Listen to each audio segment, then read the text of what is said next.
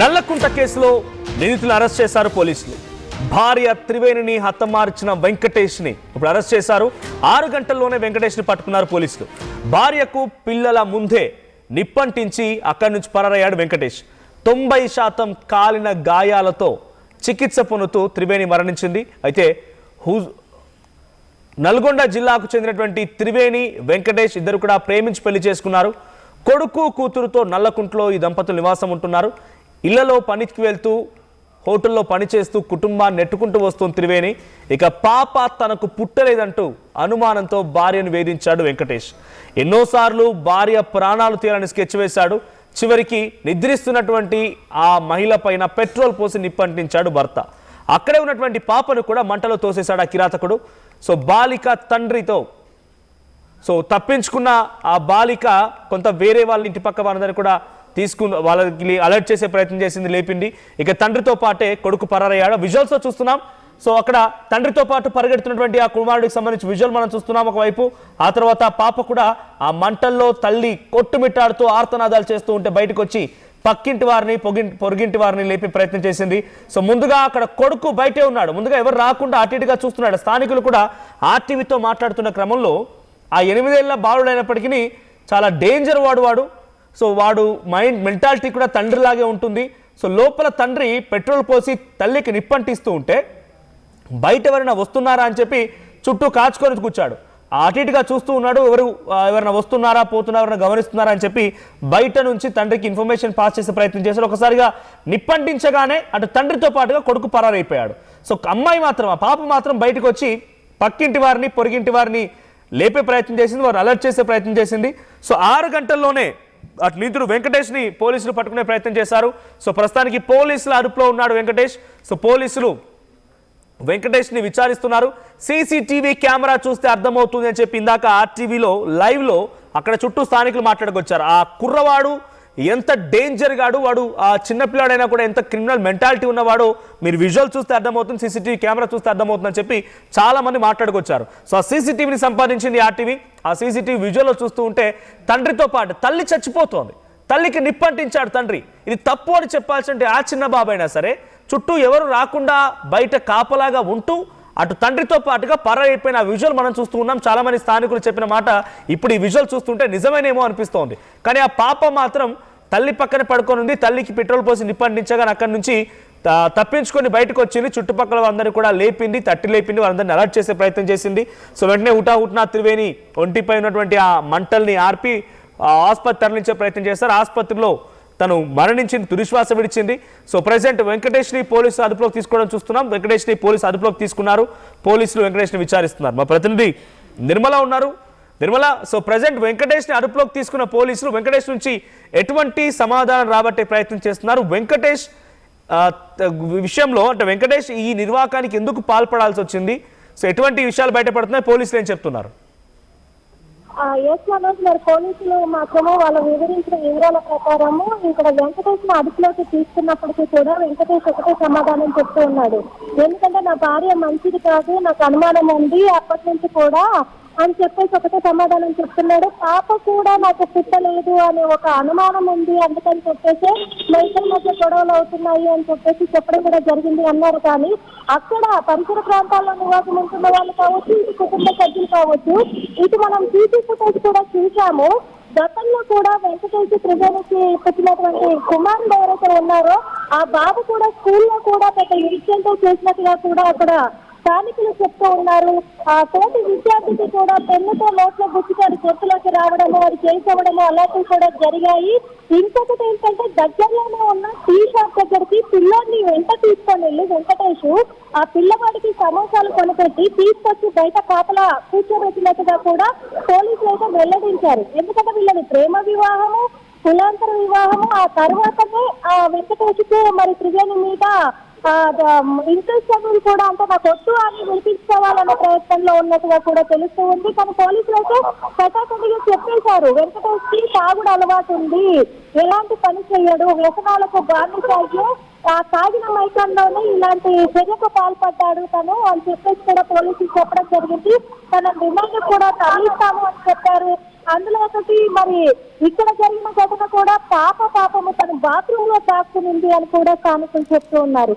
తను ఆ మంటలను చూసి భయపడిపోయి మంటల్లోకి నెట్టేయగానే పాపను కూడా మంటల్లోకి నెట్టేయగానే అక్కడ నుంచి తప్పించుకొని బాత్రూమ్ లోకి వెళ్ళిపోయి ఆ డోర్ పెట్టుకొని సెకండ్ డోర్ నుంచి బయటకు పరిగెత్తుకొని వచ్చి అందరినీ కూడా లేపే ప్రయత్నం చేసింది ఆ పాప. కానీ కొడుకు మాత్రము ఎలాంటి దయాదాక్షిణ్యాలు లేకుండా ఎవరు రాకుండా చూసుకోవాలని చెప్పేసి అందరూ మెలుకోనేసరికి వాళ్ళ నాన్నను వెంకటేశ్వరి అలర్ట్ చేసి వెంట పెట్టుకొని పరుగులు తీయడం కూడా జరిగింది. ఇది దారుణం అనే చెప్పుకోవాలి. పోలీసులు అయితే ఎట్టి పరిస్థితుల్లో కూడా తనకు శిక్ష పడకుండా వదిలేదే లేదు, రిమాండ్కి తరలిస్తామని చెప్పారు. మనం right, thank you Nirmala. So మొత్తంగా తన పాప కూడా తనకు పుట్టలేదనే అనుమానం ఉందట. తన పాప కూడా పుట్టలేదని అనుమానం ఉందట. నిత్యం వేధిస్తూ ఉండేవాడు. అక్కడ స్థానికులు చెప్తున్న ప్రకారంగా తాగొచ్చేవాడు, ఏ పనికి వెళ్ళకపోయేవాడు, చాలా దారుణంగా ప్రవర్తిస్తూ ఉండేవాడు. సో నిత్యం గొడవ పెడుతూ ఉండేవాడు, కొడుతూ ఉండేవాడు. ఆ అమ్మాయిని చాలా దారుణంగా ట్రీట్ చేస్తూ ఉండేవాడు. తల్లి కూడా, అంటే వెంకటేష్ తల్లిపై కూడా ఆరోపణలు గుప్పిస్తున్నారు అక్కడ చూసేటువంటి స్థానికులంతా కూడా. ఏడాది కాలం అవుతుంది ఇక్కడికి వచ్చి.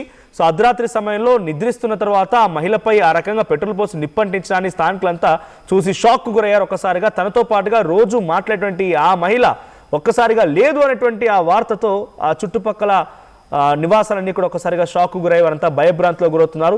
తరచూ గొడవ పెడుతున్న సమయంలో పోలీసులకు కూడా ఇన్ఫార్మ్ చేశాం, ఉమెన్ పోలీసులకు కూడా ఇన్ఫార్మ్ చేశాం. అక్కడ కూడా కంప్లైంట్ అయింది. కానీ ఏ ఒక్కరు పట్టించుకోలేదనేటువంటి మాట కూడా అక్కడ స్థానికులు చెప్తున్నారు. నిజంగానే ఈ వ్యక్తిని అరెస్ట్ చేసినా లేకపోతే వాడి బాధ నుంచి ఆ అమ్మాయిని తప్పించినా కూడా అమ్మాయి మంచిగా పని చేసుకొని ఏదో చిన్నగా పని చేసుకుని ఆ కుటుంబాన్ని పోషిస్తోంది, ఇద్దరు పిల్లల్ని చదువుకుంటోంది. సో చాలా చక్కగా ఉండేదనేటువంటి విషయాన్ని స్థానికులు చెప్తున్నారు. కానీ ఇక్కడ వెంకటేష్ నిర్వాహకం మాత్రం చాలా క్లియర్గా దుర్మార్గం అనేది అర్థమవుతోంది. ఏ పని చేయకపోయేవాడు, ఖాళీగా తిరుగుతూ ఉండేవాడు, ఆ అమ్మాయిని కొడుతూ ఉండేవాడు అనేటువంటి మాటని ప్రధానంగా వినిపిస్తోంది.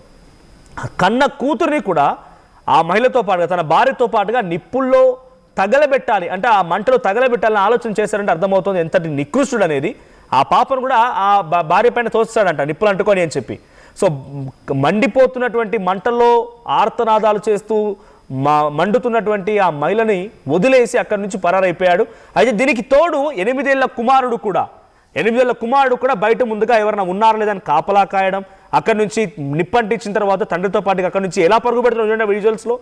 ఆ బాబు కూడా 8 ఏళ్ల పిల్లగాడు, వానికి ఏం తెలుసు, వాడు ఎంత దుర్మార్గం ఎంత క్రిమినల్ మైండ్తో అర్థం చేసుకోండి. అక్కడి నుంచి పరిగెడుతున్నాడు, అక్కడి నుంచి తండ్రితో పాటుగా పరారైపోయాడు.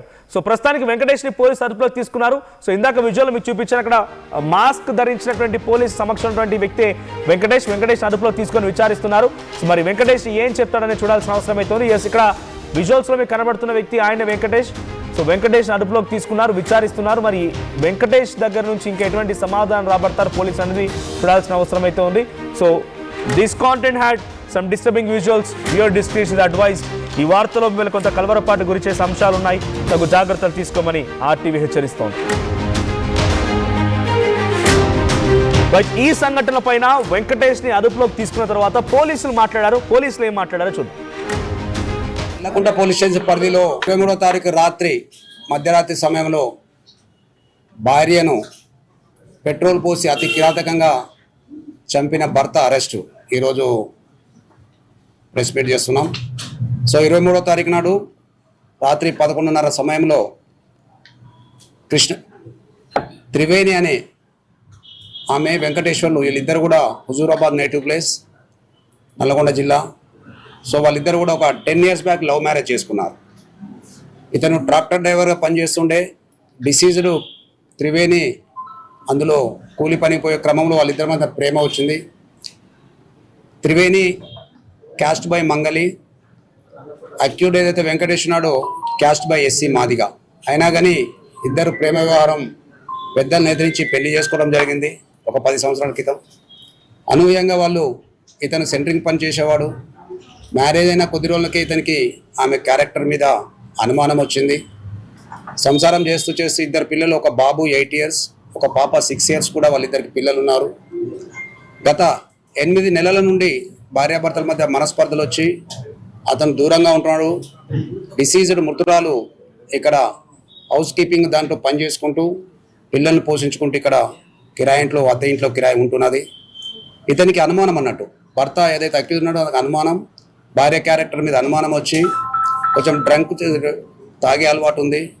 ఎట్లాగో భార్య దగ్గరికి వచ్చిన తర్వాత ఆమె క్యారెక్టర్ మీద అనుమానం వచ్చి భార్యని ఎట్టి పరిస్థితిలో అంతమొందని ఒక ప్లాన్ వేసుకొని 23rd నాడు తాగిన మత్తులో పెట్రోల్ కొనుక్కొని నియర్ బై పెట్రోల్ పంపులో పెట్రోల్ కొనుక్కొని ఆమె మీద పండుకున్న సమయంలో, ఆమె 2 పిల్లలతో కూడా పడుకోవడం జరిగింది రూమ్లో.